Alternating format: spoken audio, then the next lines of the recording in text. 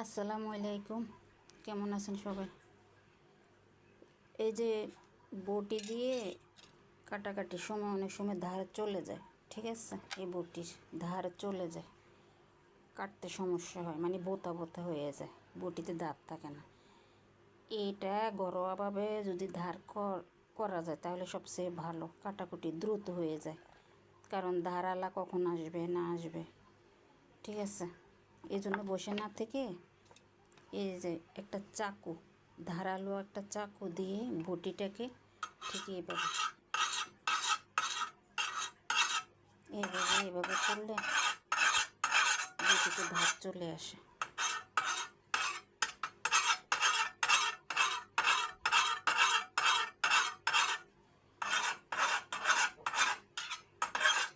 Just এইভাবে সতর্কভাবে করবেন যেন হাতে না লাগে।